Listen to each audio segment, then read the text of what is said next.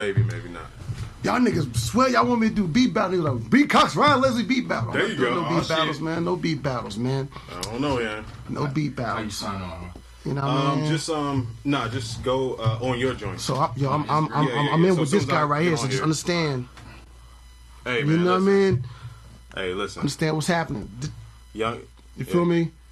Young Tequila Mockingbird. Hey. Jameson Earl Jones, we in there getting it going. You Samuel L. Pacquiao, you know what I mean? You know what I mean?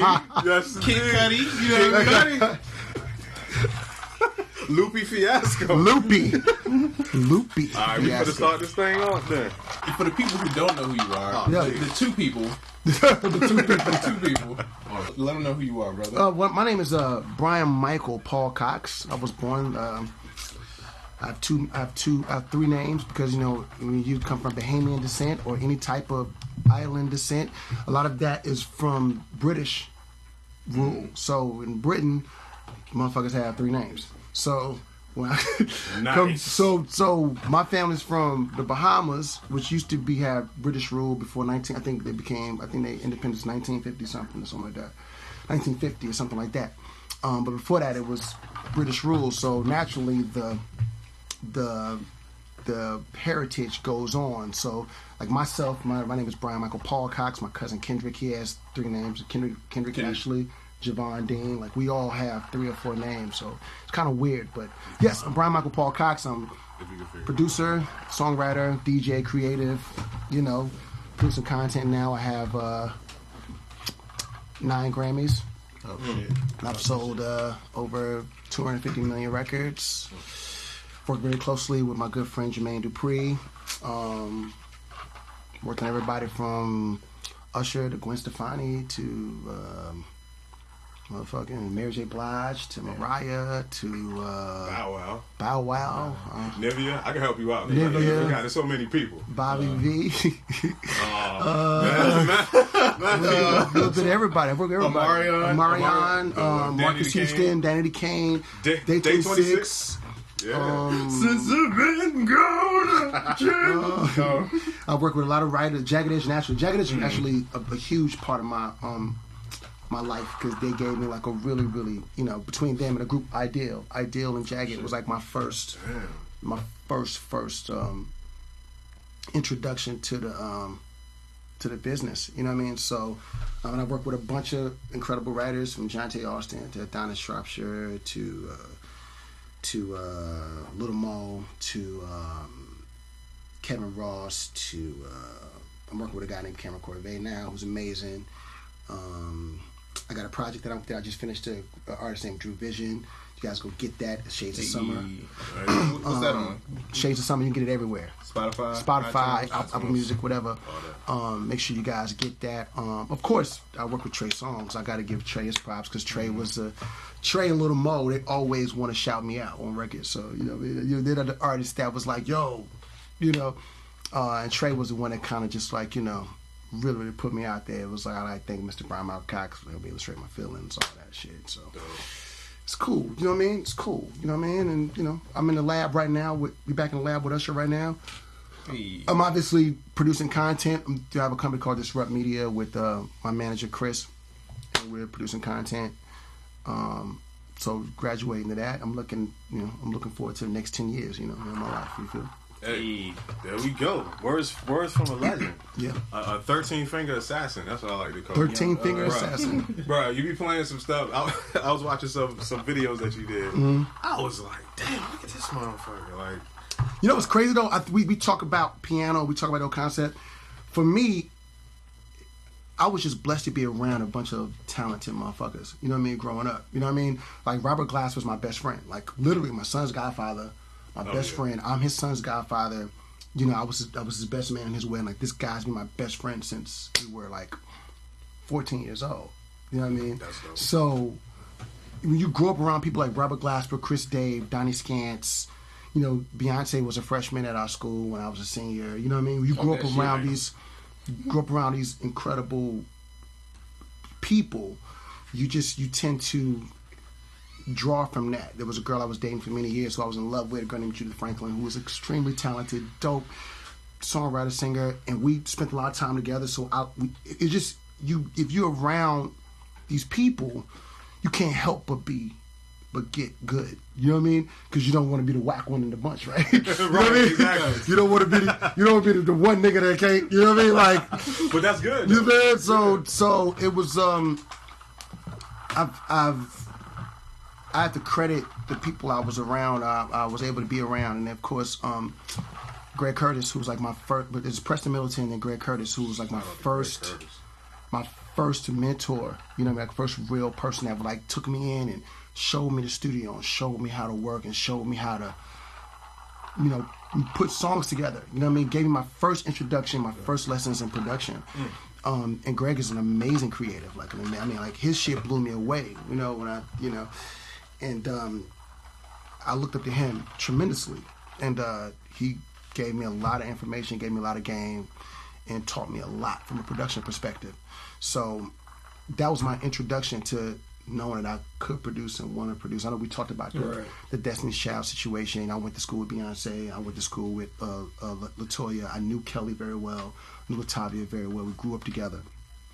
And I would always hound, you know, Beyonce and LaToya. You know what I mean? Because I knew, you know what I mean? Like, I was one of the very few kids that knew that they were signed to a record label and that they were, you know what I mean?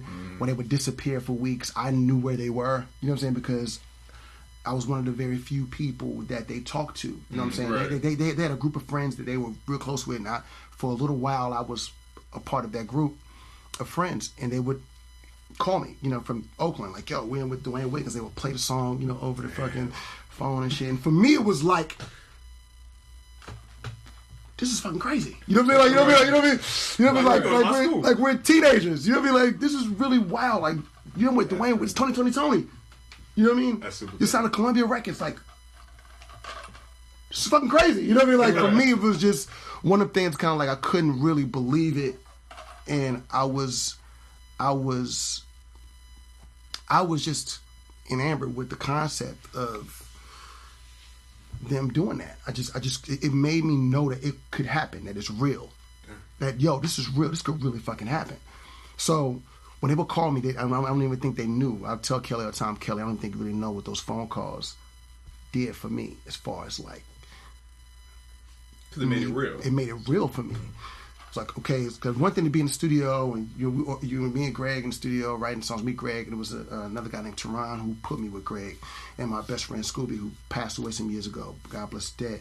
And we'd be in the studio, you know, making joints. Greg had the studio. We'd be in the studio making joints, and hopefully, you know, I would do shit like I would make joints, and I would blind send it, like you know, I would look on the back of albums and shit, and be like, okay, who's the A&R? The cold call. You know, just cold call. I'd find it. So I remember this one A&R, yo, and God bless her, and I love Candy to this day. Her name was Candy Tooks, and yo, I know I fucking sent like 100 tapes to her, yo.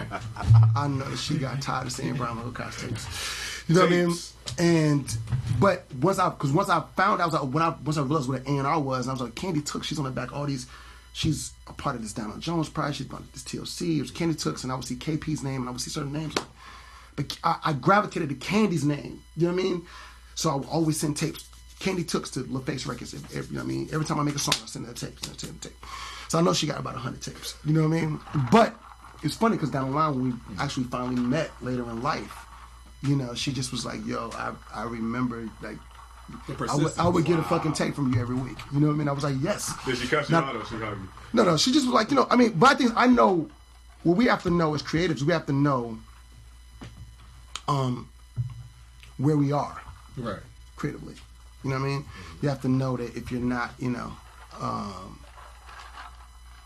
you have to know if you're not like, if you're ready or not. You know what I mean? Yeah. So for me, I didn't take any offense. I always took everything as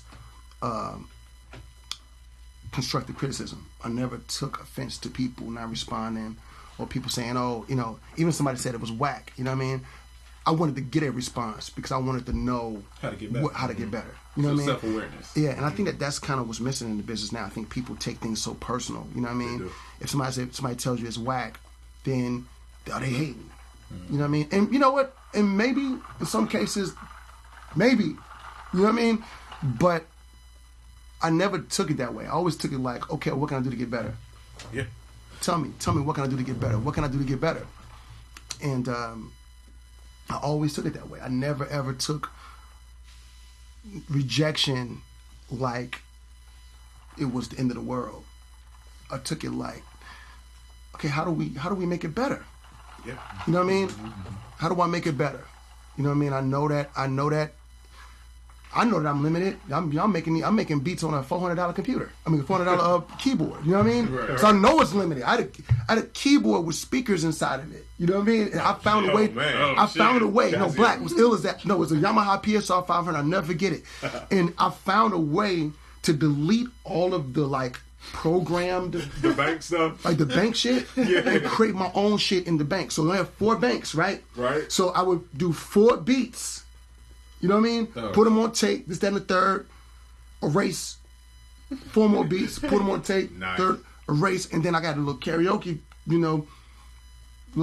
tape player joint, and then we make the songs, and I take the tape, and then, I would stack vocals, so I would take one tape, and the fucking hiss is like... it gets shitty and shitty every fast. Yeah. But I'm like, fuck that, nigga, we don't get these vocals, man. Everything but your We don't get these vocals down. We don't get these vocals down, bro. It's gonna happen. You know what I mean? And so it's I knew that I was limited. You know what I mean? And when I got with Greg, and I was able to get into a real studio, around some real equipment. You know what I mean? Mm-hmm. Greg had, guys. I'm going to age myself at this point, so.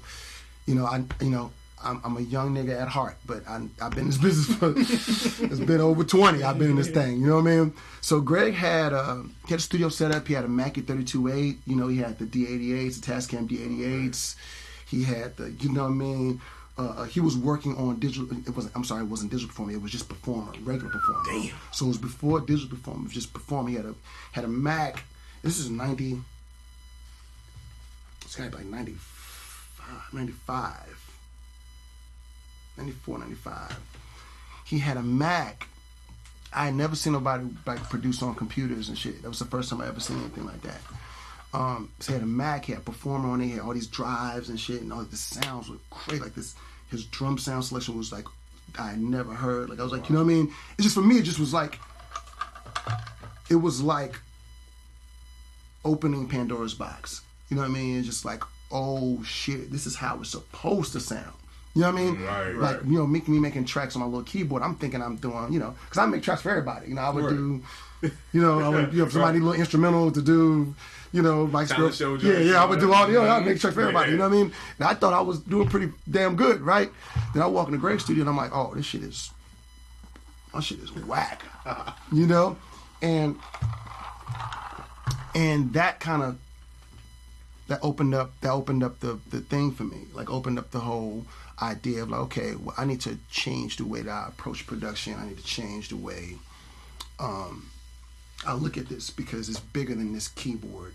It's bigger than, because even then I would go to, we all have Guitar Center stories. You go to Guitar Center, you would fucking bring your own floppies and shit, and being there making beats for hours. And they're like, go home, look at lying, see who listens. Yeah, like a little lying to motherfuckers about, I'm gonna get this keyboard, nigga. You're not getting the keyboard, man. It costs $3,000. You're not getting it, Brian. You know what I mean? But so I learned how to use a lot of keyboards and stuff, going to Guitar Center and things of that nature. But when I walked in the studio with Greg, it was bigger than the key. You know what I mean? Bigger than the keyboards. Like, you know what I mean? It just I just looked at it like, oh my God, this is way bigger than I even thought. You know what I mean? Right.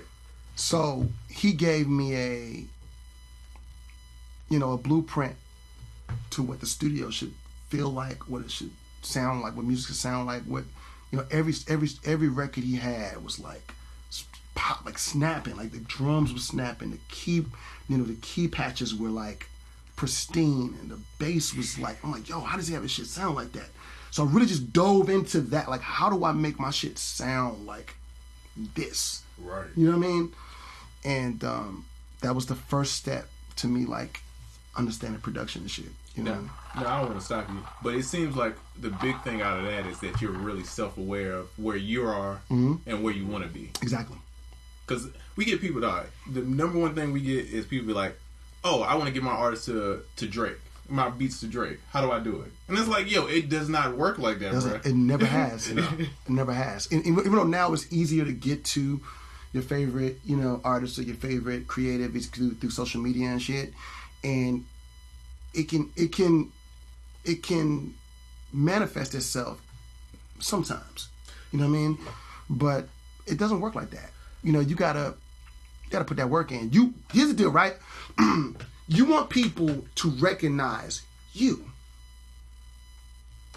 You don't ever want to be the person saying, "Yo, hear my shit, listen to my shit, give me a shot, give me a shot." You want to be the person that figured out a way to get your shit heard, and somebody says, "Oh shit, that shit is the shit. Where is that guy at?" Yeah. You know what I mean? Because the whole thing is different at that point when somebody's trying to find your ass. Right. Somebody's trying to find you. That's how you know you're on. It's a whole little ball game, and then you can then write whatever check you trying to write. Because if you trying to find me, you's gonna cost.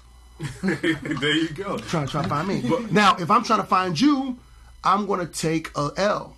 You know what I mean? Even if I get put on, I'm gonna take a L. You know what I mean? I'm gonna take a L because you put me on. You know what I mean? So, and it's not really an L. I mean, I don't want to say L because it's how you view it. You know what I mean? I got put on by Noontime. I would never say that was an L. You know what I mean? Right. But if Noontime was seeking me out versus me seeking them out, my deal would have been way different. Oh yeah, way different. Yeah, they'd have gave you the who you do. You know what I mean? So that's the thing. Like, you want people to seek you out because you then could change the whole dynamic of what your deal looks like. So you know what I mean? Oh, so you think that you should go try to build your own brand first rather than seek out a deal? Oh, now it's easy as fuck to do it. Yes. So easy to build your own brand. Just do it. Back in the day, we couldn't really, it wasn't really that many outlets to do. You needed money. You needed money.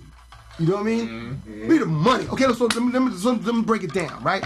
Right now, if you want to be a producer or you want to, start making beats, you can go to work, save up, go get a job at McDonald's or something. You know what I mean? Mm-hmm. Save up $500, $700, go get you a PC. Go get you some programs, go online, download some programs. You can go get the shit for free in some places. You know what I mean? You can go programs and fucking sounds and sound libraries and all that shit, right? Right? And you could get a $99 or $50 controller, plug that joint up to your computer, and you are in business. Right. You hear me? You are in business. Now, when I was coming up in the 90s, all right, I knew I wanted to be a producer. I could say that I've always known I wanted to be a producer since I was a really young child. You know what I mean? Since Teddy Riley. You know what I mean? And I was like 10 or 11. When Teddy, when I discovered who Teddy Riley was, right?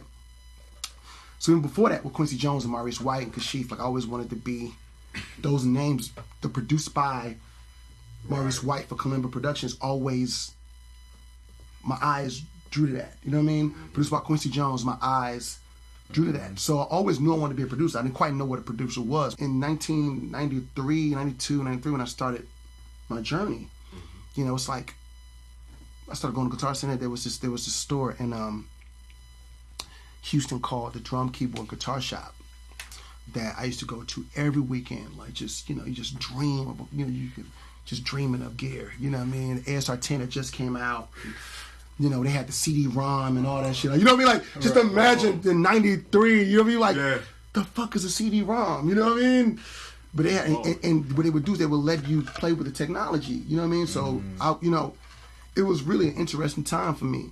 And I remember being like, yo, I was trying to get my mom to buy me to buy me gear. Okay, well, hey, what do you want? I want an ASR 10.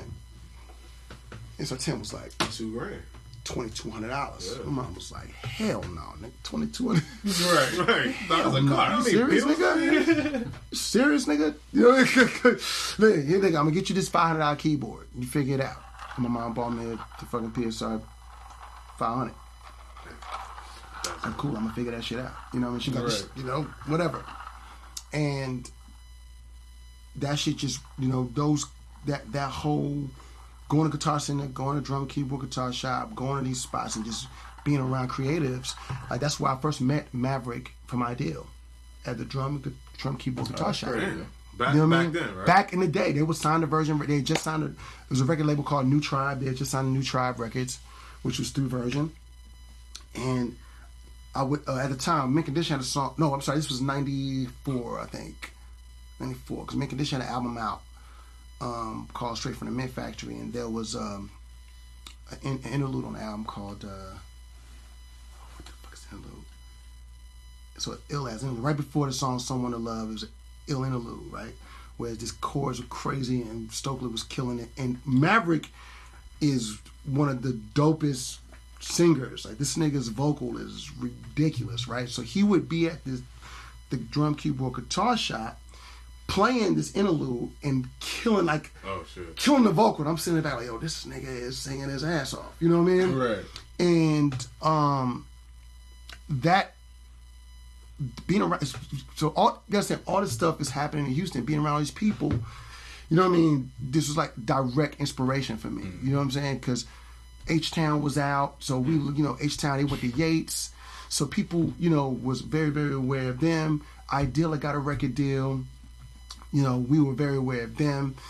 There was another group, my man, I mentioned a guy named Tehran, who I was down with in the beginning. He was in a group called Groove You. They were signed at Atlantic Records.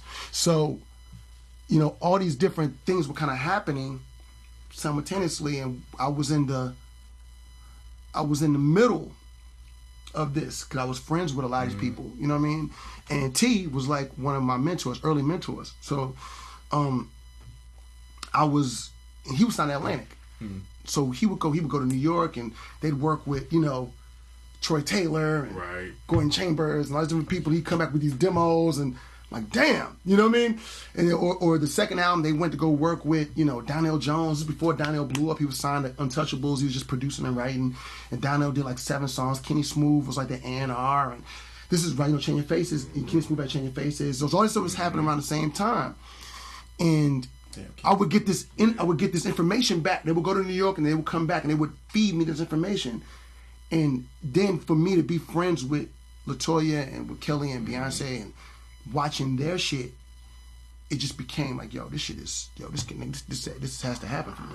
That's it. You kind of got the blueprint from all different places, and it seems like since you were so self-aware that you just soaked the whole thing up, and I can see you like getting the idea like, okay, this is how this works, and from there you know what you need to do. Exactly. Wow. So, quick question: you mentioned getting to artists now easier through social media as opposed to back in the day. When it comes to that, though, since it's such a new era of being able to reach out to your favorite artists, what do you think the best approach? Say somebody wanted to reach out to Bryan Michael Cox. I know it's not just spamming your DM with a link. What would you be looking for in a person, or what would be the best approach for somebody to get to you? I'll keep it real, man. I don't know. You know what I'm saying? I think that things just have to organically happen. You know what I mean? I feel like people have to be persistent. Like, for example, right, yesterday, you know, I bumped into this guy who I guess I had met maybe a year prior. I didn't remember that I met him. His face looked familiar, but I didn't remember. You know, I meet a lot of people all the time. So the guy rolls up on me and he's like, yo, this is yesterday at this Bryson concert, right? He rolls up on me and he's like, yo, you know, it was offensive. It was like, yo, you know, you gonna see me. You know, it was like, you know what I mean? You know, you said you was gonna listen to my shit and you didn't, and it was very, very confrontational. And I had a few drinks. So I was like, yo, what the fuck are you talking about? Like, yo, come here. Right. I said, come here, boy. Come here, brother. I said, come here, brother. You don't approach people that way, right? You know, we're human, man. Like, at the end of the day, like, I don't hold the keys to your fucking future, bro. You hold the key. You know what I mean? Like, you know how many motherfuckers ask me to listen to that shit, dog? Like, you know what I mean? So, but I was trying to teach him a lesson. Like, yo, like you don't approach people. You don't know what people are going through. You don't know what emotional. Yeah. You don't know what I'm going through, bro. So if you approach me that way, you don't know how how I react. You know what I mean? Like that's whack as fuck of you to do that. You know what I mean? Yeah. Now, he was like, I was playing. I was like, no, you wasn't. Yeah. You just changed your approach now. He hit the little kid joint. Like, no, I was just playing. You wasn't playing, bro. He was like, I was joking. I said, no, you wasn't, man. Like, you don't know what niggas is going through. I've always respected people's space, no matter what. If the nigga didn't get back with me, okay, well, cool. There's a reason why, but I'm not going to ever offend that guy. Right. I'm never going to be offensive or never be disrespectful to that person because I don't know what they're fucking going through. And maybe he just did not want to listen to your shit. That doesn't give you the right to be offended. You know what I mean? What it does is you got to work harder to get noticed. Facts. Damn. That's that. That's it. You know what I mean? It has nothing to do with nothing. It's not personal. Nigga, I got a life outside of making music, man. I got a 6-year-old. You know what I mean? I got, I got a baby mama, nigga. You know, I had a girlfriend for 2 years. Like, niggas got things that they, that they deal with daily. I got business to handle, my own personal business, bro. So I'm not concerned about your music. Not to, no disrespect. Right. But I'm more concerned about, about what's going on with me. Keeping it real. My nigga, like, so I took offense, and I think that we were able to kind of. I want him to hear me. You know what I mean? That's the thing that I do that a lot of people don't do. Is that I'll actually take the time and talk to the people. You know what I mean? I don't just shun people off. It's like, yo, I want you to understand why. You know what I mean? And I want you to understand I'm taking the time out to talk to you because, I care that you want to be successful. Right. And I want to pour into you the proper things that's going to make you be successful. You know what I mean? So I said, you don't need me. You don't need nobody, my nigga. Just get hot. There you go. Facts. Build a family. Get hot, baby. Build your own. Get hot. And you get hot, you get all the respect you want, brother. Yeah, you're right. You get hot, you get all the respect, and niggas will come out of the woodworks to holler at you. Yo, it's not a lottery. You don't just throw links out there and a motherfucker just hits you up like, yo, you've been chosen. Let me change your life. I'm a dog. I went to a show last night. I went to Bryson Tiller's show last night. This is a guy who was on SoundCloud. This was 4 years ago. Not even 4 years ago. That's real. You know what I mean? Nobody knew who this guy was. He was on SoundCloud. They couldn't even put the full version of Don't on SoundCloud because they couldn't get me to clear the sample. I didn't even know that there was a sample in the song. Oh, shit. You know what I mean? They Shake It Off. Mariah, Shake It Off. Wow. That's a gem. I did not know that. I did not know that. Yeah. And I know the sample to everything. So he basically was the first half of Don't was on SoundCloud. But when it got to the second verse, they couldn't play the second verse because the second verse had the love it ain't the same. So Shake It Off. Wow. Yeah. So they didn't, so for like months, I didn't know they was even trying to get in touch with me. You know what I mean? They had already got in touch with JD and got to John Tate. They already cleared that part, but I didn't realize they was waiting on me. Right. To way after. You know what I mean? I was like, oh shit, I was signed off on it. I didn't know. Damn. You know what I mean? But this kid was on SoundCloud. Now he's selling out the Fox Theater. He's selling out tours. Because he got hot. He added value. He made it so. And he did it himself. Yeah. He got hot. So it's like, yeah. I see artists like that, or artists like Kehlani, or artists like Gabby, or her. You know what I mean? It's like, it's out here. You can figure it out. Daniel Caesar, fucking Sir. So many artists that the internet. Like the only reason I even know about the internet is because of SoundCloud or on stream or people. You know what I mean? There's no such thing as like when I was coming up. Oh man, I gotta get the Clive Davis. I gotta get the L.A. Reid. I gotta get the motherfucker. I gotta get the JD. I gotta get the Puff. I gotta get the. No, you don't. Yeah. You don't do none of that shit now. None of it. You don't need none of us. Keep it funky. You know what I mean? So amazing enough, knowing that most people's train of thought is still, how do I get a record deal? When you have all these tools right in front of you. Why do you want a record deal? That's the question. How do you feel about record deals? I think record deals is a scam of life. Ooh, talk about it. Scam. Preach, my brother, preach. Scam. I'll drink to that. Scam. You know? I don't see why people want record deals. I'm gonna get real. I don't see why. There's so many other alternative ways to get your music out there and get popular and get high. Look at Chance, man. Look at Chance. Yeah. Didn't sell any. You need to fuck with brands, yo. Like, go fuck with brands. You know what I mean? Mm-hmm. Go. There's an artist. I can't remember her name. Her name leaves me right now. It was an artist that I met maybe 3 years ago, and she signed to Motown. Sylvia Rowland signed to Motown years ago, and she couldn't get no traction in Motown. Signed to the company, couldn't get no traction. I met her as a songwriter. I met her at Babyface Studio as a songwriter. She was already signed to Motown. Couldn't get no traction. So she decided to start engaging these brands, right? Engaging the brands. Next thing you know, she has a full-on campaign on Mercedes-Benz. Oh, shit. Dang. Making 6 figures. Full-on. Gone. You know what I mean? Locked in. Her music is Mercedes-Benz all day. You know what I mean? Like, these brands got paper, and they want to invest in entertainment and invest in music and invest in, like, you gotta change the way you gotta change your thinking. You gotta change your thinking. These record labels trying to figure out what you guys already got figured out. True. That is true.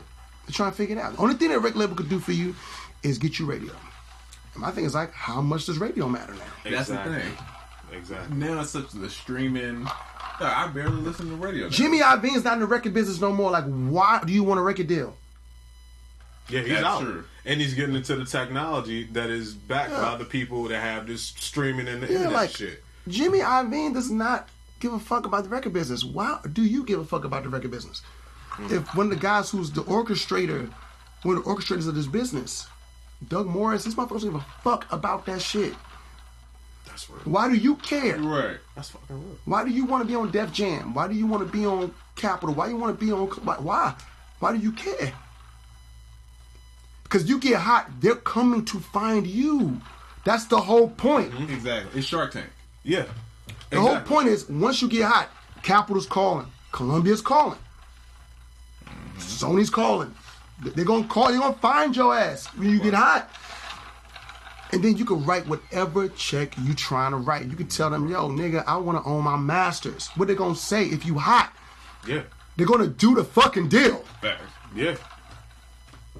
And if you hot, you probably generate some paper already. They're gonna do the deal. They're gonna do it. They're gonna say, "Man, we need this motherfucker, man. Fuck it. He wants his masters. Cool. We'll figure out how we're gonna make some money. He don't want to do a 360. Cool. We just want to be in business with this motherfucker. We just got to be in business with him." So Columbia could say, "But we got this dude." But you don't know what that deal looked like. You know, it's like you have to get to that space where we don't need. We look for a Def Jam or look for a Sony or look for Universal to validate us.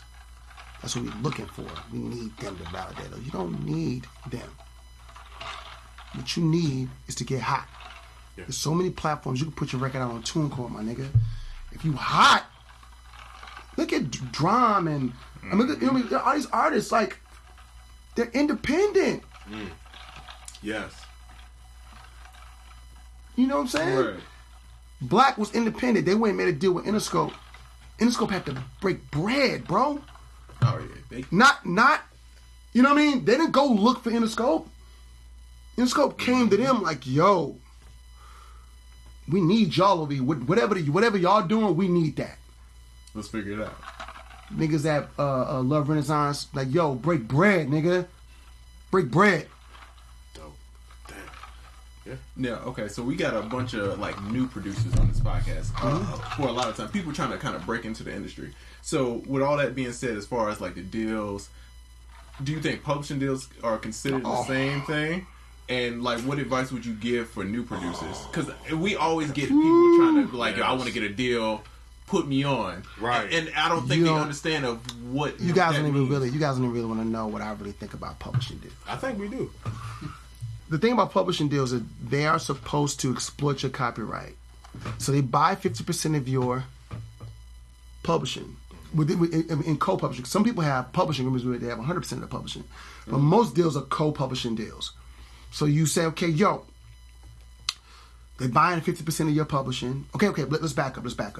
As a songwriter, you get paid two ways, right? More than two ways, but when it comes to publishing, two ways.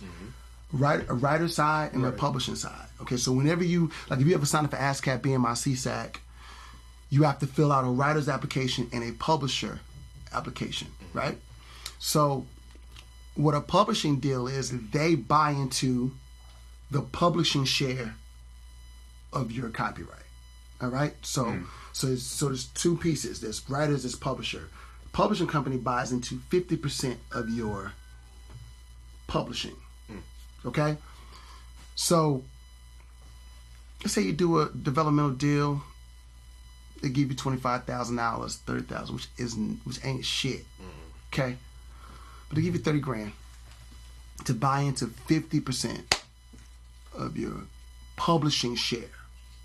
Now, what happens also is that means that they retain the right to collect on your publishing, right? Which means that they charge for that too. So the 10% admin fee, a minimum 10% admin fee, on top of the 50% that they own of your publishing. So they're not collecting, they're collecting 60% of your money, right? You're only getting, they're only recouping against, they're only recouping 40% of your money basically. Right. But you know what I'm saying? Right. So you're paying 10%. So no matter what, they're making money no matter what. Right. Off top. If you're unrecouped and they're collecting, they're making 10%. So they're making money off top, right? Don't let them tell you they're not making no money. They're making money off your ass. Even if you are a small songwriter and you've only got a couple placements, and they're making money off collecting, off your shit, right? So, but what they're supposed to do in turn is they're supposed to put you in play. They're supposed to help you place records. That's the whole point. They're supposed to put you with people. You're supposed to do all that shit, right? Here's the problem. A Sony ATV, a Warner Chappell, a Universal Music Publishing, they have thousands of songwriters.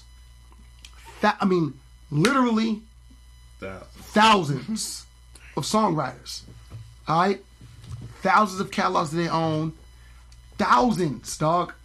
Like Warner Chappell is one of the biggest songwriters, the biggest publishers in the world. They have literally thousands and thousands of songwriters, right? Right. If the staff is only 800 people worldwide, how are you going to service thousands of songwriters? How? It's impossible. Right. It's impossible to service these songwriters. It's absolutely impossible, right? So then now you're in this deal. You can't get anybody on the phone. Like right now, I have a joint venture, right, with Warner Chappell. And I have writers assigned to that joint venture. And my writers, because they're in a joint venture, they're not at the top of the food chain from a visible perspective, they can't get nobody at Warner on the phone. Nobody. So I get the call. You know what I mean? They mad at you. Yeah, right. But I'm not mad. It's just they got to try to get some understanding. Like I talked to Aeon 2 weeks ago. Of course, I talk to Kendrick frequently. You know, there's Torek is one of my writers. You know what I mean? Cyrida Kid is one of my writers. So we, they can talk to me.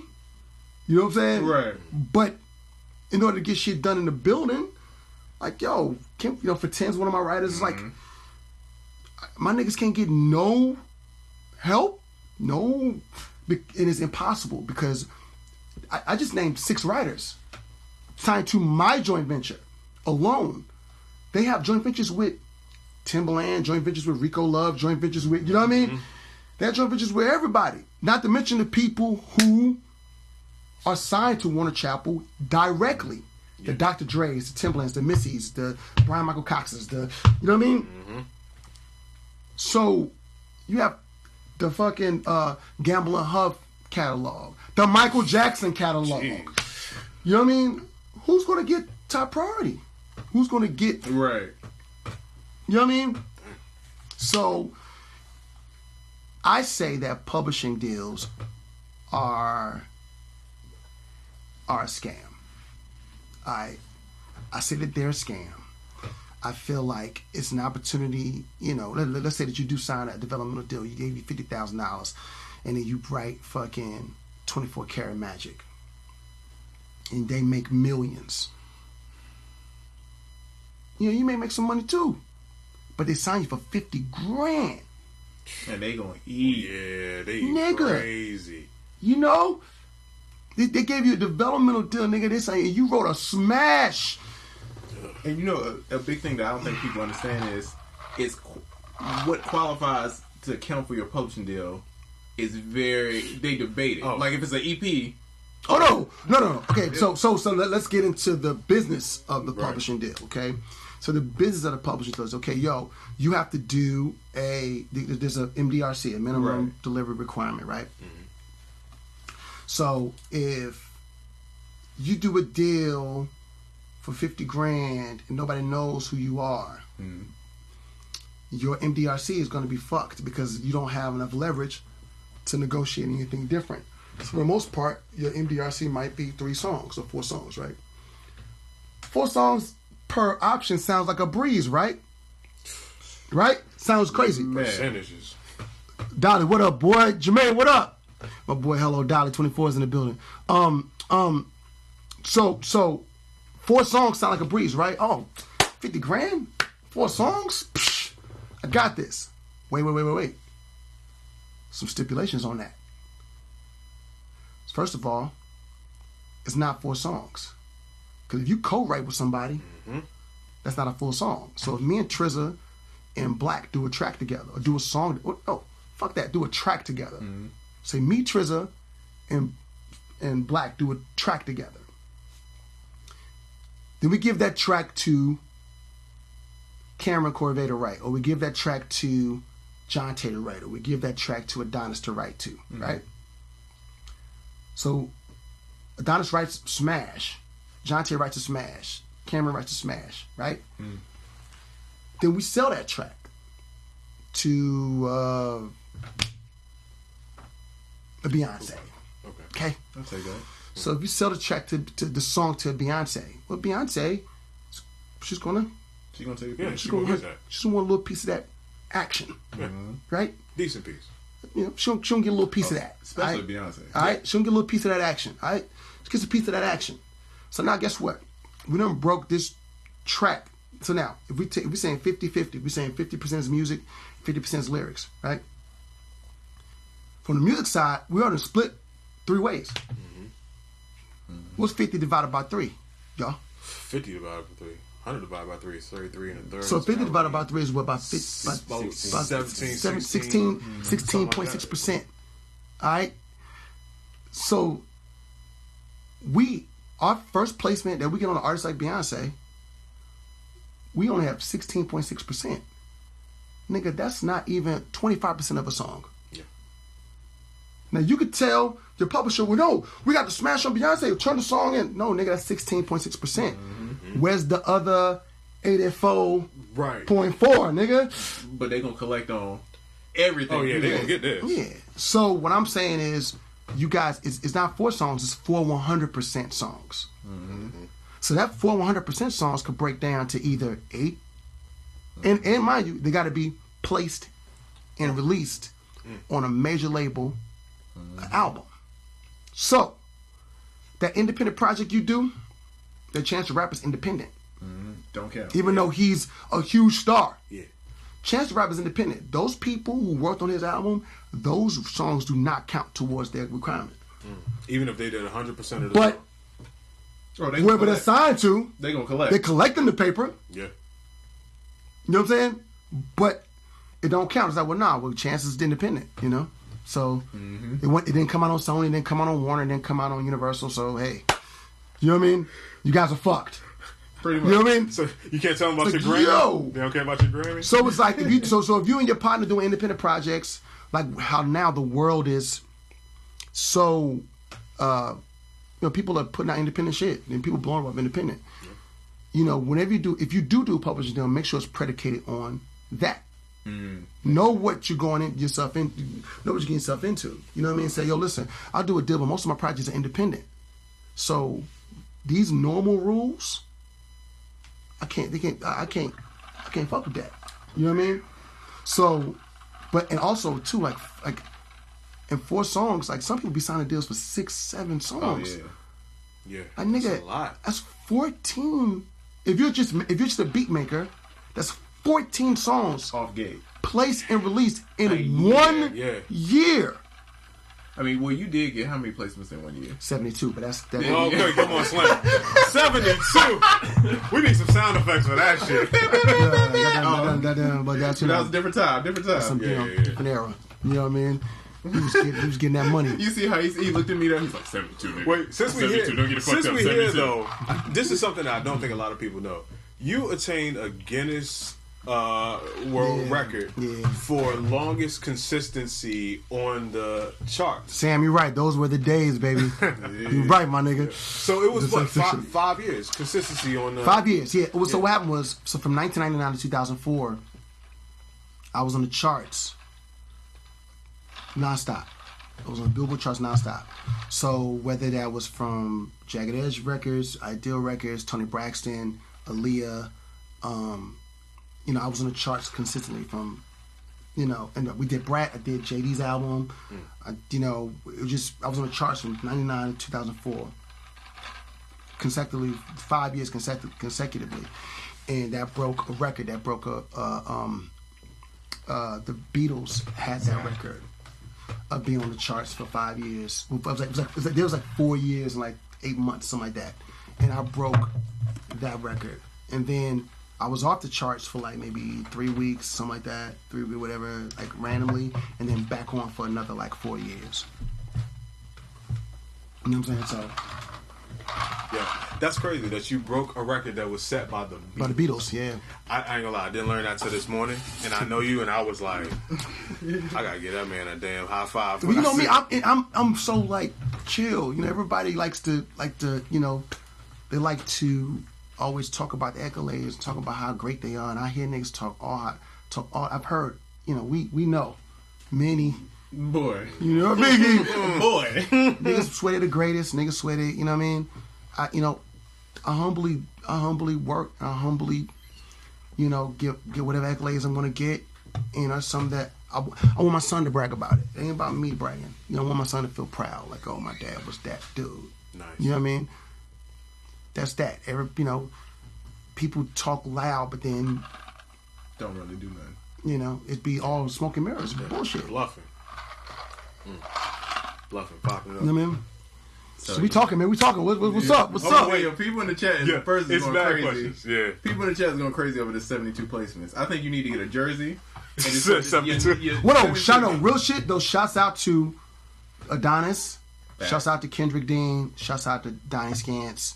I wouldn't have got the 72 placements if it wasn't for them. I had a team I was working with. We was working together. We was just on a roll. Sam is in the chat. Was the Clutch a big part of that too? Not a big part, but they were part of it. Yeah, they were writing a lot. But Adonis was like at that year. He was like my LeBron. You know what I mean? Like that nigga just was killing the game. You know what I mean? So every beat that we did, everything that we were writing, that motherfucker was showing up. And then of course, me and Jonte, our relationship is Jonte's one of my best friends, since we were kids. And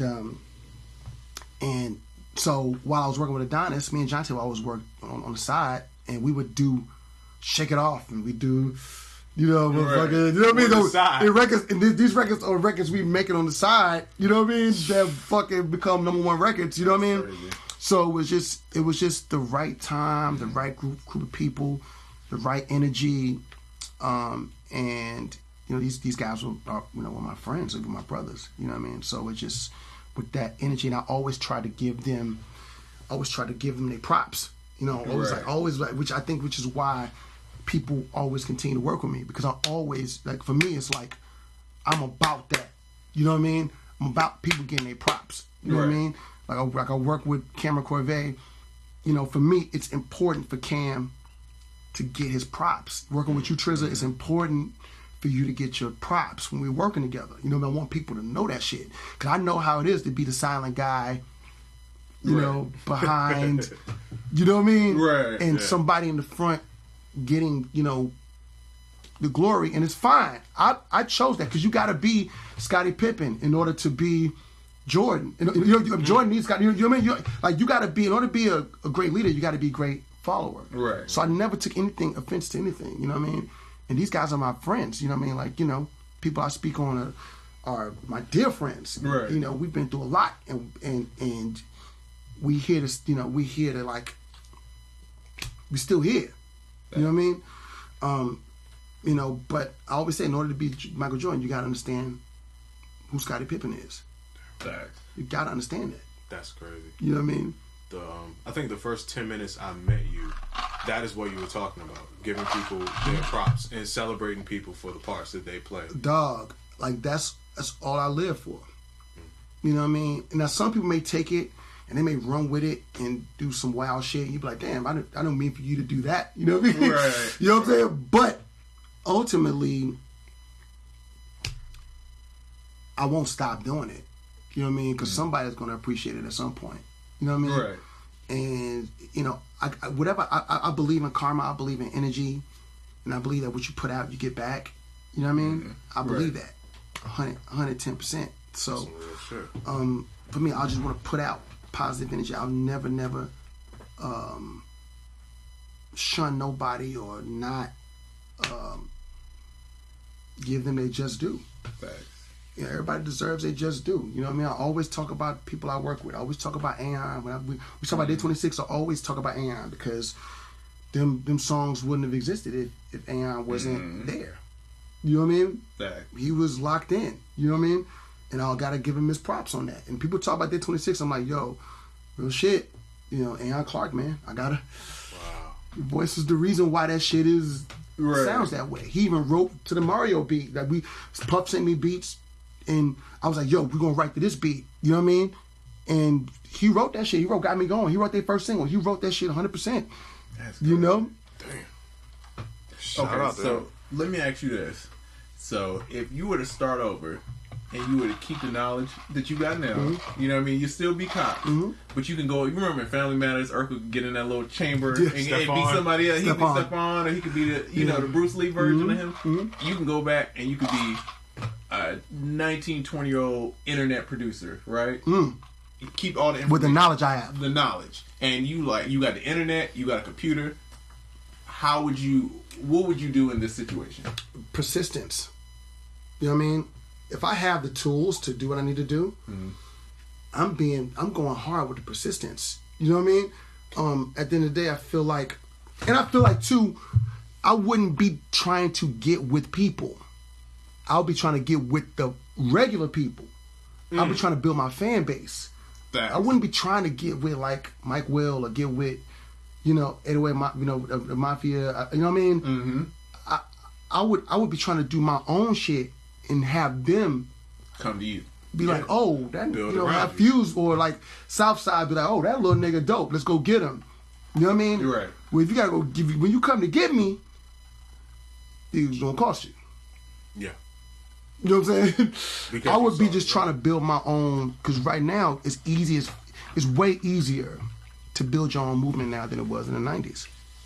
Or even the mid-2000s. It's just way easier to do it. You could build a movement exclusively online. Damn. You know, if you wanted to. Yeah. You know what I mean? I just feel like, you know, A&Rs don't know what the fuck they're doing or talking about, for the most part. You know what I mean? I know a few A&Rs that are dope, like what Dallas Martin, Latoya Lee. There's a few, but Atlantic has some really good A&Rs. You know what I mean? But they still they come, you know, Mike Herron. They come from that that lineage. Yeah. You know what I mean? That pedigree of A&R. You know what I mean? Jimmy Iovine. You know, but most people, most A&Rs are just chart chasers. Okay. So let me ask you this. UnQuantized podcast, you know what I mean? We do this every Friday. We always get this question of either do I lease beats online? Do I sell these to these rappers online and do the beat stars that hold that thing? Or the place? I don't think most people understand the placement game. Right? I don't think they understand the difference. I don't think people really never understood the placement game. I mean, I still don't understand it, and I've been in this shit for years, but I think they really don't. So could you give your opinion on, one, selling beats online? Like, do you think that's a good thing? Does it hurt your brand? Like, what is your thoughts on that? And then two... It all depends, man. I'm going to keep it real. It all depends. You know, you look at my man who did Panda. You know? That shit worked out for him. You know? I don't...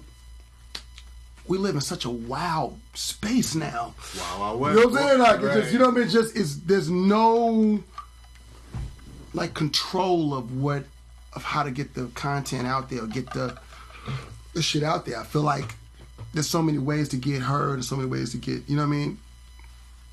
Somebody just mentioned Trinidad James, same thing. Damn, yeah. That was crazy. Don't was a beat that was off of like online. They tried to find the guy. They found the guy and tried to pay him. He didn't want to take the money.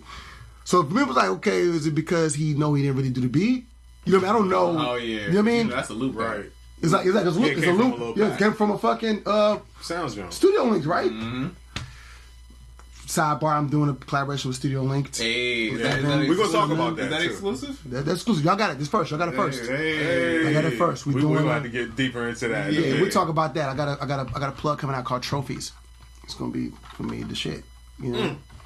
Hey man, you know what I mean? You need some authorized dealers. Oh yeah, we need all that. Yeah. These sounds. We need all that. New VST alert. We need all that. So hey, producers, when B Cox dropped this, It's coming soon too. Like, I just signed the paperwork like a week ago. We've been looking at all the you know, we have the outline already worked out, the interface worked out. It looks incredible. It's gonna be dope. So when that plugin drop, man, y'all get that. Is this a contact library or?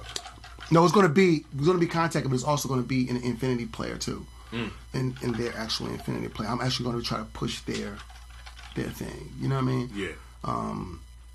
Because Yeah. Nice. And those guys do good stuff. Yeah, they do good They stuff. do. Shout out to Studio Link as well. Shout out to Studio Link. Yeah.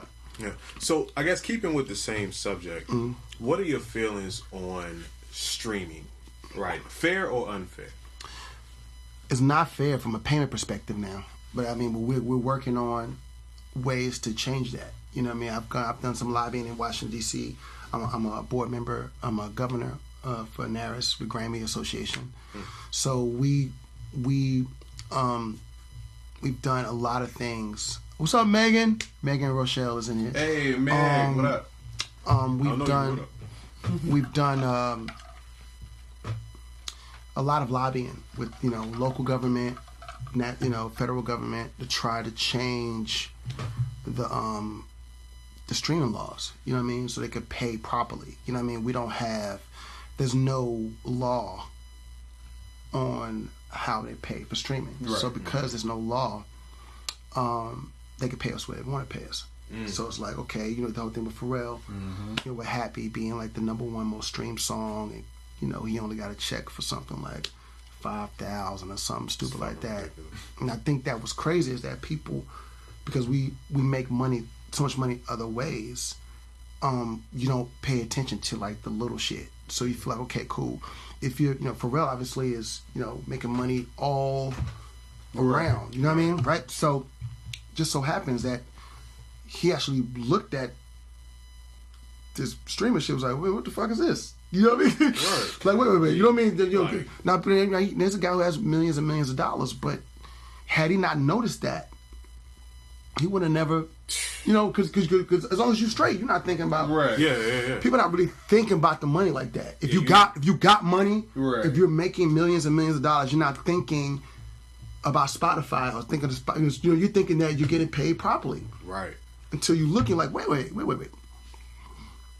What is this? 140 million streams of something stupid, you know what I mean? I don't know what the number was, but And it it's was low amount. Right? like, this don't even add up. Like, this don't even make no sense. And you find out you're only getting paid a tenth of a tenth per stream or some shit.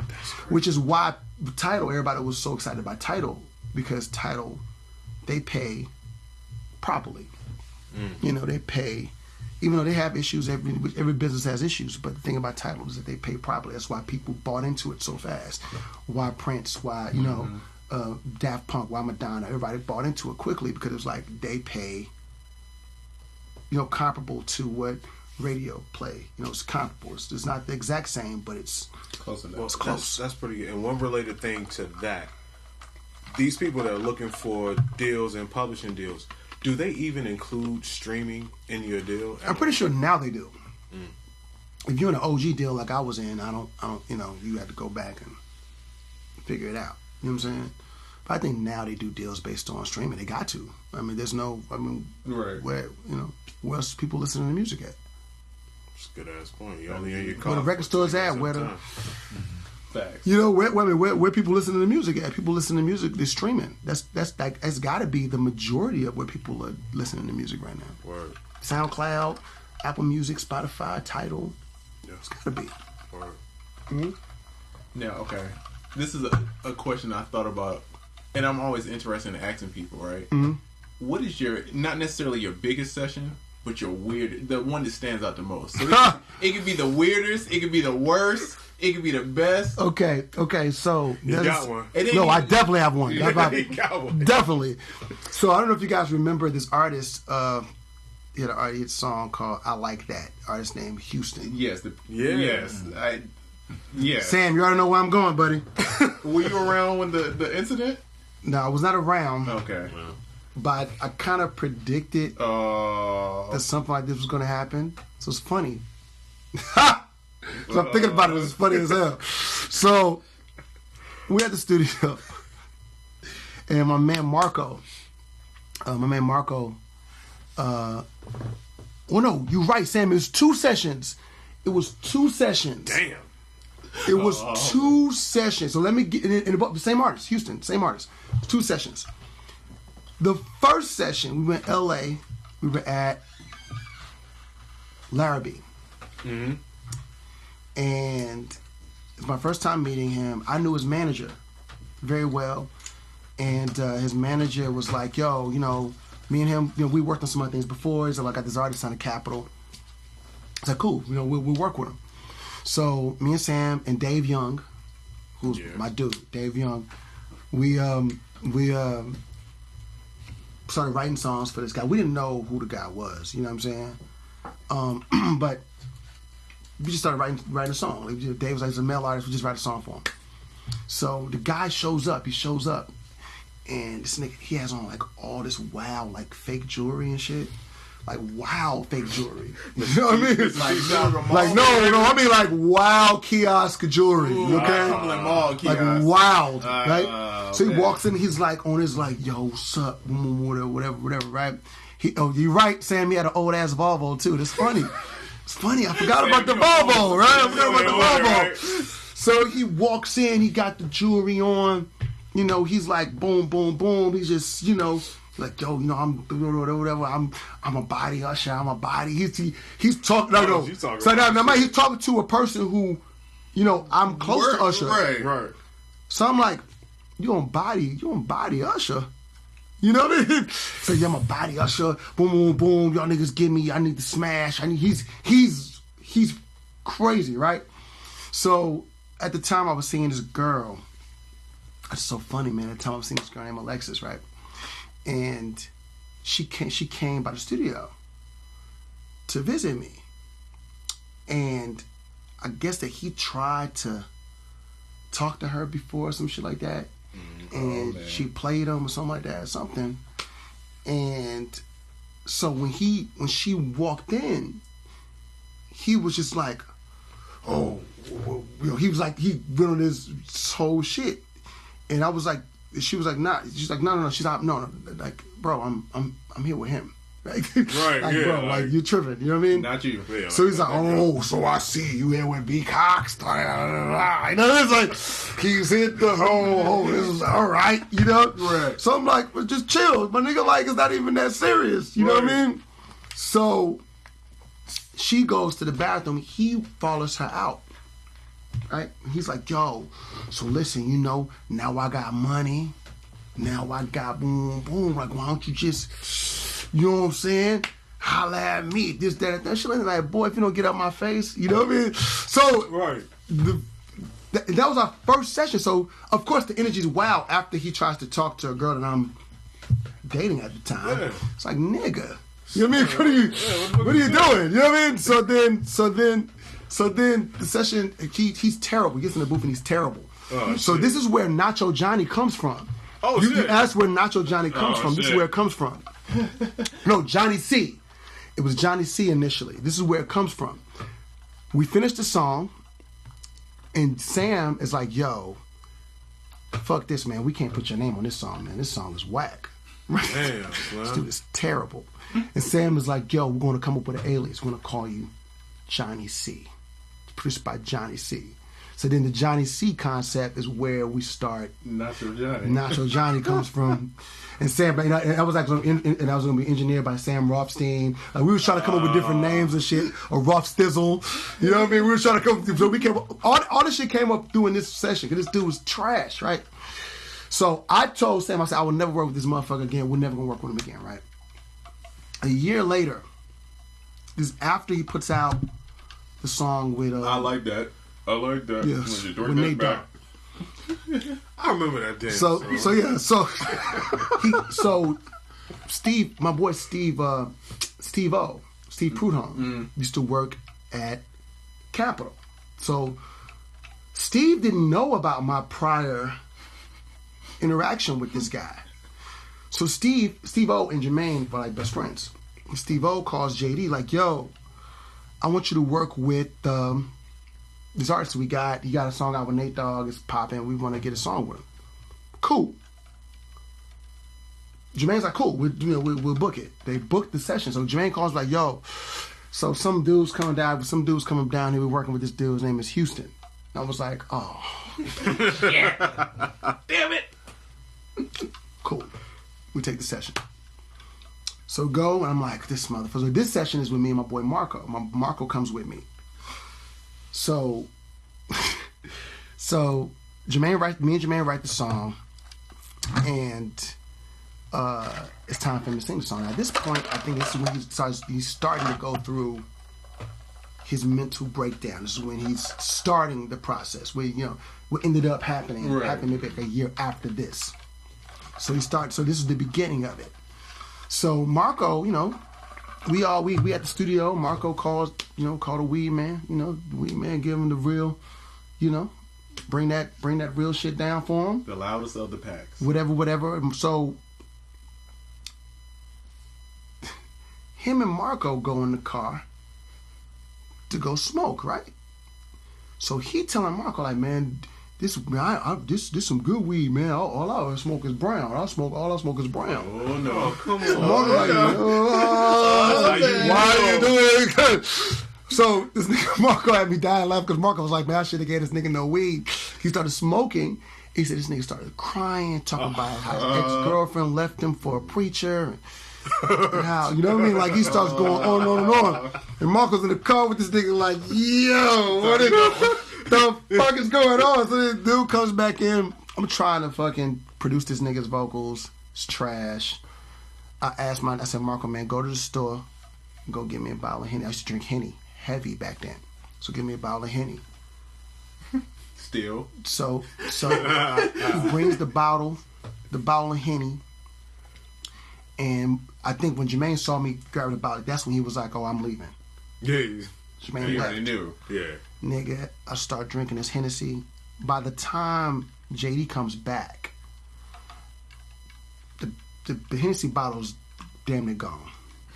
And I am screaming at the top of my lungs. Like, yo, you call yourself a motherfucking artist? This is trash. Jermaine walks in like, yo, bro, you can't. Why you talking to him? I said, this nigga is whack. Play this shit. Play shit. Listen to this shit, dog. Why you wasting our time? Yo, I went crazy on this dude. I feel bad about it now because I'm like, damn, the dude gouged his eye out a year later. I feel bad about it. But at the time, I was like, this dude is trash. He is terrible. And that was probably my worst session ever. Wow. Yeah, for those who don't know, I was drunk off Hennessy. Like he I was. ended up poking his own eye out later. What? In some kind of weird. I was like, yo, how are you the artist, man? Mm-hmm. How are you the artist? How am I the producer and you the artist? I'm singing better than you. You're trash. Damn. You're whack. What are you doing? Singing better. You can do. Let's do it again. One more time. I'm like, that ain't it, my nigga. They gave you money? I'm talking crazy. This nigga like, How did you they actually gave you a budget, my nigga? Who did you? Oh, let me call Steve-O right now. Like, yo, what the fuck? I was going crazy. You know what I mean? You know, I feel bad now because the dude was really going through some problems. Right. I feel bad. I don't know, you know what I mean? But, you know. Yeah. You dress up like Halloween Slick Rick from the jump. You know he got problems I was coming like in the future. So I'm like, bro. It's like, bro, you gotta get it together, my nigga. Like, what are you doing? Damn Houston. Yeah, funny as hey hell. man, hilarious. So wait. And my thing is too, like I know vocal producers who are raw. Like Troy Taylor is like the rawest vocal shit. producer. Yeah. Right. Like you don't want to be whack in front of Troy Taylor. Like Troy Taylor's gonna let you have it. Oh, I'm sure. I mean, he don't fuck around. You know what I mean?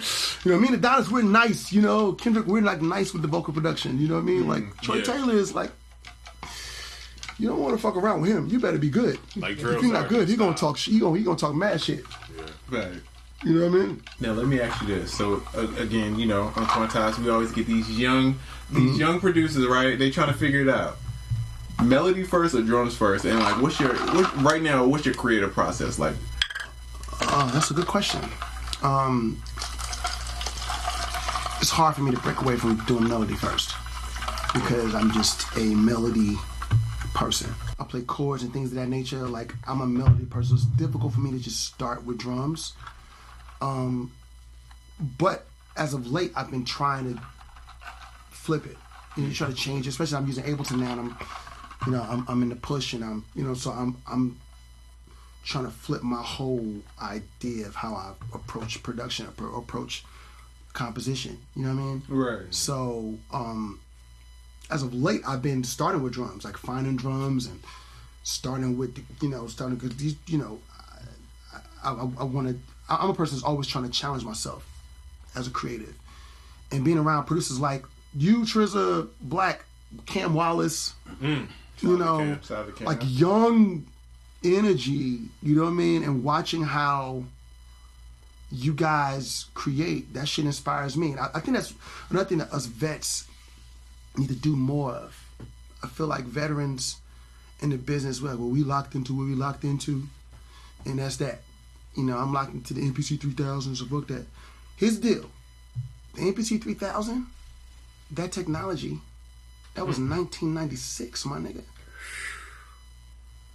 Man, look. Jeez. Dog. 96, nigga. It is 2017. 17 bars. 17. Bar mellow 17. So it's like, for me, I'm a person that's like, yo, I want to, niggas were shitting on FL, vets like, man, fuck that Fruit Loop shit. But look at all the look at these kids, what they're doing with FL. These kids is, good.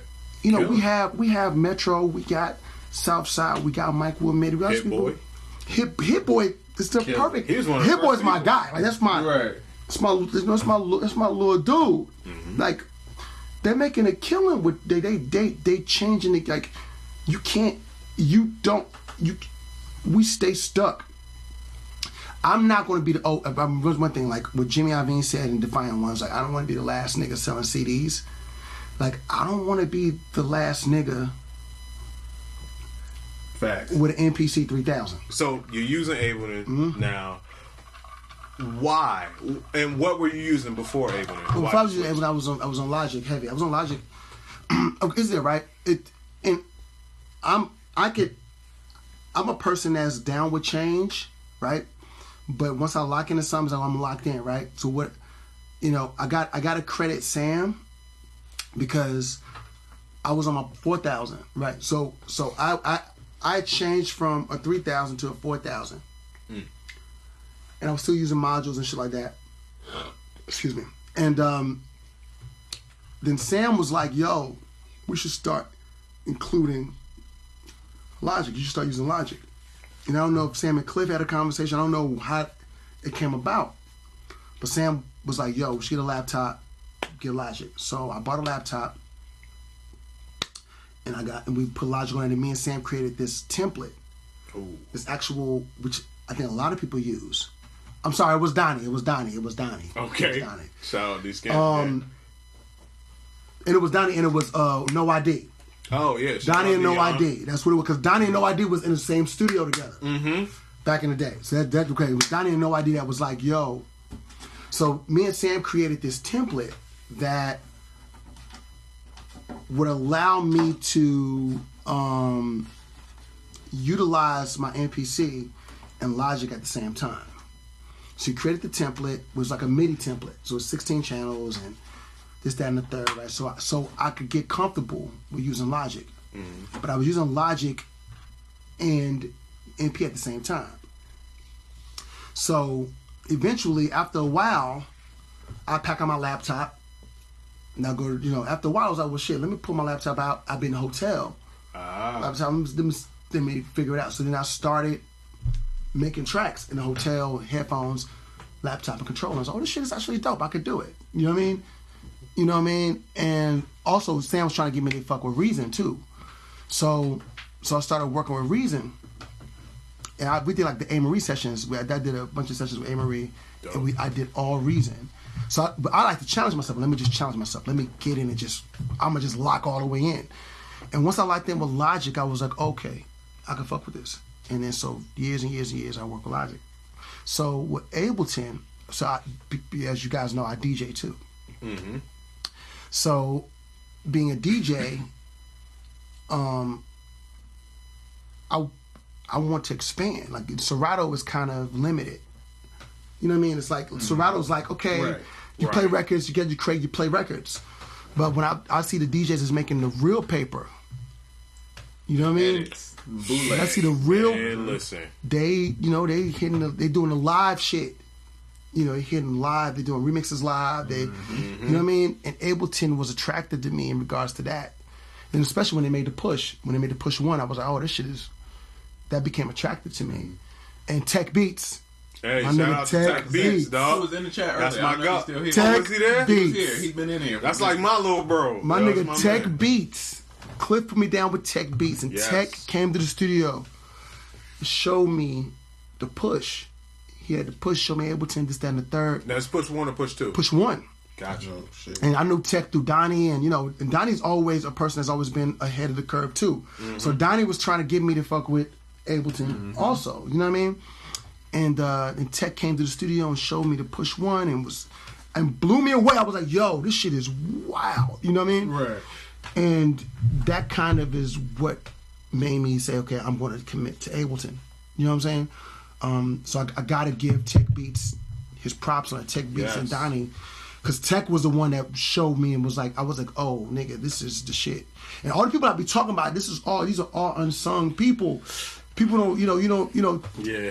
Like, I want to give the props. Like, Tech Beats is that nigga that you don't know. But you ought to know. Yes. I ain't gonna lie. We're gonna get deeper into that unsung territory a little bit later because, as you know, I have an affinity for those people and I'm a voice for those people. Yeah. So, but yeah, shout out to my bro Tech Beats, and we'll go to another. Tech was the one. Tech was the one that, and I'm gonna keep it real, right? Cliff, I gotta give Cliff his props too because when I made the transition, right? I'm okay.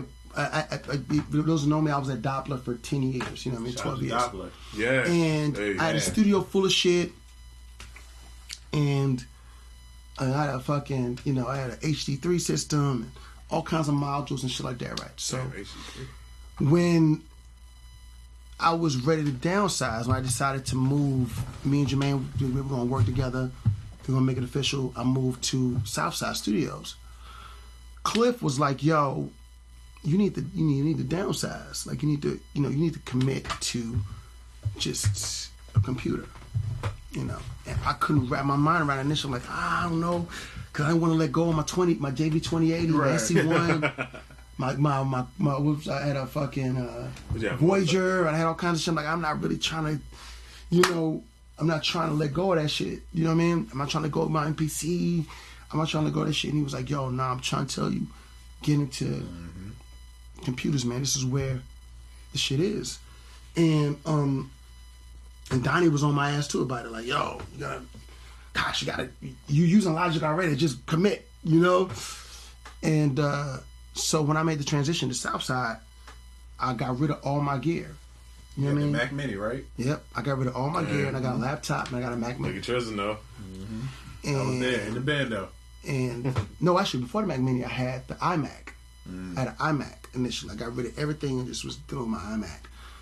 And that's the thing. Like, you have to be able to switch it up, get into that uncomfortable zone. You know what I mean? Because it's like, I could have stayed with the 3000 or the 4000. You know what I mean? But bro, like, I feel like I would look crazy right now. Right. You know what I mean? I'm not knocking nobody that still uses it. You know, Tricky still kills with it. JD still kills with it. I'm not knocking nobody that still uses the shit.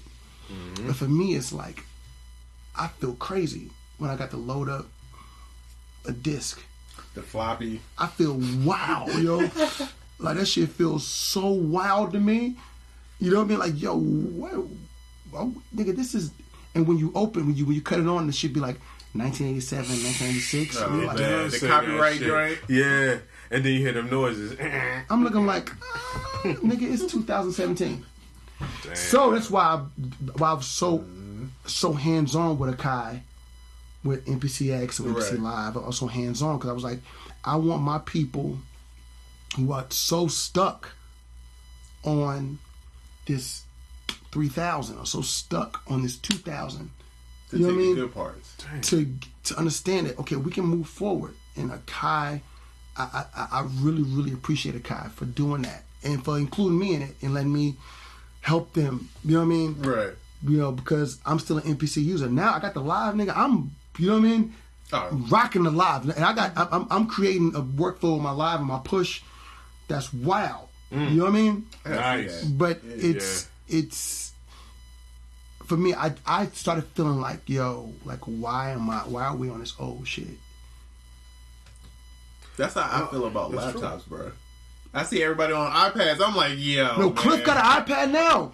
Cliff on iPads, you using Beatmaker. Yeah, I've been feeling like, yo. But no, let me tell you what's real. I'm gonna keep it real. Jagged Edge put me on a Beatmaker. I swear to God, when we did J Heartbreak 2, the independent album we did,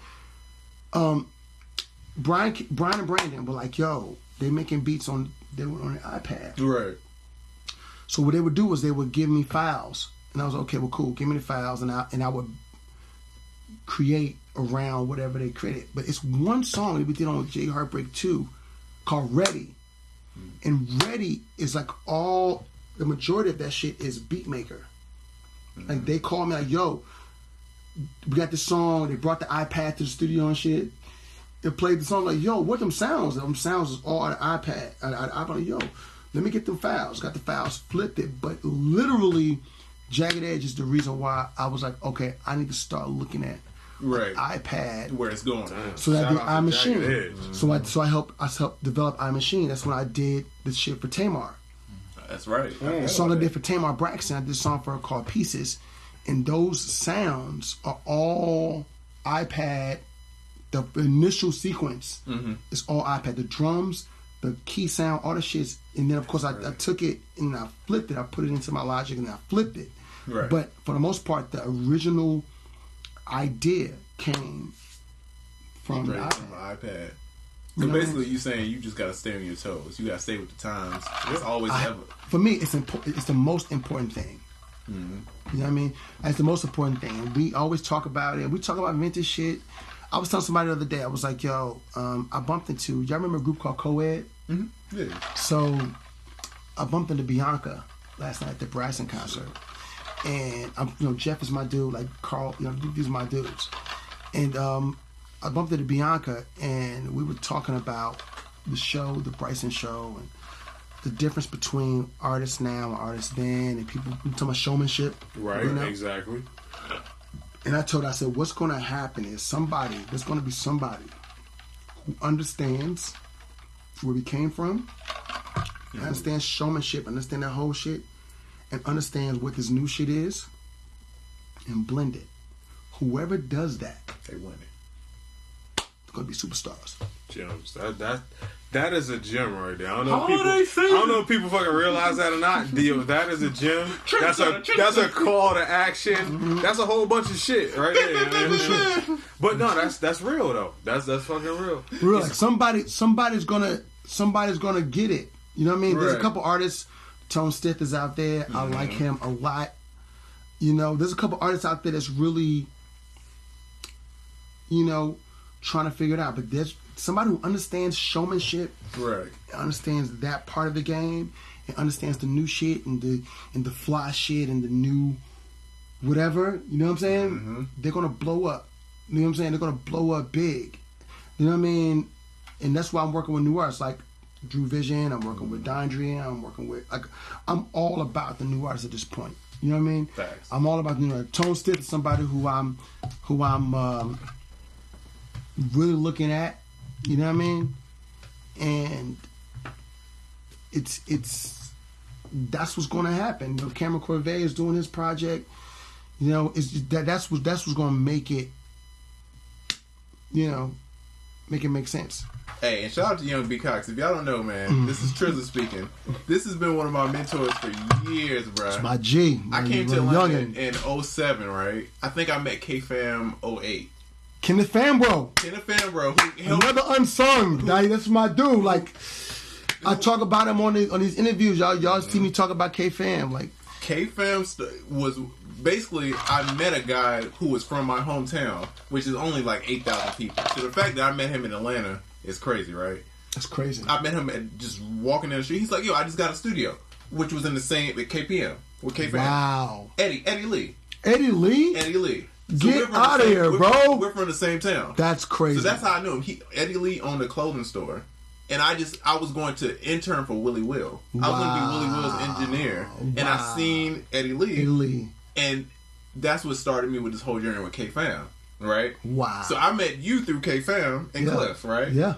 So Bryan has been always kind of there, just kind of, I say since 08 and on, he's kind of always just like, oh, you probably should do like this. Mm-hmm. You come to me, you tell me what you're doing right, well, you should go left. Right. Just go right. I'm a person that I always, when it's young creatives, I'm like, yo, if you tell me, okay, well, Bryan, I want to do boom, boom, boom, boom, I'm like, okay, well, listen, maybe you should do this. Go about it that way and see what happens. You know what I mean? I wouldn't do that, but do this. Fact. And I've always been that person. I mean, I tell people all the time, even with like Adonis, right? Adonis used to work at Guitar Center. I never forget when Adonis was getting ready to sign a Bad Boy, or he had an offer. And I went to Guitar Center. I would always buy my shit from him, right? And he was like, yo, Adonis was in a group called Mass Appeal, right? And that's how I met him initially. But then he worked at fucking Guitar Center. So I would go Guitar Center to buy shit from him. And the one time when the boss, he was like, yo, man, you know, Kirk was the manager at the time. Like, Kirk got the hookup with Puff, and, you know, I'm gonna, you know, I'm thinking about doing this thing with, you know, signing the Bad Boy, you know, Bad Boy Publishing, but I'm hearing all kinds of bad stories, and I don't know what to what. And I was like, nigga, if you don't fucking sign that goddamn publishing deal, boy, Puff Daddy, you serious? You know what I'm saying? I said, here's what you do. You just don't move to New York. You know, go to New York, get your work, but don't move up. Stay here because people fuck with you here. Build your own fan base. Your own core here. You know what I mean? And, you know, go to New York and make it special. Because if you move to New York, it's not going to be special no more. Facts. You know what I mean? But if you don't move to New York, he's going to be trying to find you. That's and smart. Adonis did that, and it worked, and he made millions of dollars with Puff Daddy. Architect. You know what I mean? Because he was like, yo, like, because he became special to Puff. Right. Because Puff couldn't get him, but he wanted him. You know what I mean? Puff was like, yo, he's not working with B. Cox. Who the fuck is B. Cox? You know? Right. You know, he's like, yo, I'm down there working with Noontime. But, you know, why you working with Noontime? Fuck them. You know what I mean? Moving to New York. I'm not moving to New York, motherfucker. You know what I mean? So that shit worked out for him in a real way, and he made a lot of money. Facts. You know? Damn. because he became special to Puff. So when I started working with Puff and I pull Adonis in, it became like, oh, well, you the only one that can get Adonis to come and fuck with me. So, well, look at the rest of your writers, man. Adonis the one that's winning. Right. He left us alone after that. Damn. Y'all do what y'all do. Because he was making money. He got Adonis Publishing. Mm-hmm. So he's like, cool, all right. You good. Nigga, that's all I had to say. I'm going to leave you alone. Do you. You know what I mean? And Adonis was able to write his own path, write his own way with Puff. Well, a lot of people, you know, Low and Jack Knight, people I know who's down with Puff. You know what I mean? Right. They were kind of in that, locked in that circle. Mm-hmm. Writing 3 songs to the same beat when they picked the first joint. You know what I mean? Like, Puff was wild. You know what I mean? Yeah, Puff was wild. It was. So I got recent Puff stories. Jesus. So, but I'm saying, I love Puff. Like, right. Puff is, nigga, like, that's my nigga. So nobody can, right. You know what I mean? Nobody can't say nothing about Puff Daddy to me. I got paid good. That nigga paid me on time. You know what I'm saying? Right. Can nobody tell me nothing about Puff Daddy? A lot to be said for being paid on You know what I'm saying? Facts. Can nobody tell me nothing about Puff Daddy? That is my nigga. You know what I mean? But just, you know, understanding the creatives around him and how he manipulated the creatives. I told Adonis, I was like, this is how you should flow. Do not give him 100% access to you. Make him want to have you in his space. Facts. If you move to New York, then it's down. What the fuck you moving up? Why? Facts. Yeah. You there now. You're a train ride away. You there. There you go. Yeah. Trust me, look at Mario. Like, at the end of the day, when Mario made himself not accessible, Puff is looking for Mario with a flashlight in the daytime. Where the fuck is Mario at? You know what I mean? That's how I think LA is. Whenever I go to LA on a trip, it's amazing. When I'm living out there, oh, it's fucking terrible. Yeah. It's never that way, bro. Always. It's never that way. I was in LA. I gotta go to the bathroom. We've been talking for a minute. Y'all have 2 bathroom breaks. Okay, so while he's going on the bathroom break, UnQuantized. Y'all ask the questions that y'all want to hear from B Cox. Yeah, put them in there. We're gonna keep talking a little bit. But it's more like a regular show Yeah. at this point, at least for 2 minutes. Yeah, but if you got questions for B Cox, man, y'all want to know something, you want to know about his DAW, man, his preference of, you know, chord progressions, whatever, man. Y'all ask it. Ask it. Now's the time to ask it. Yeah.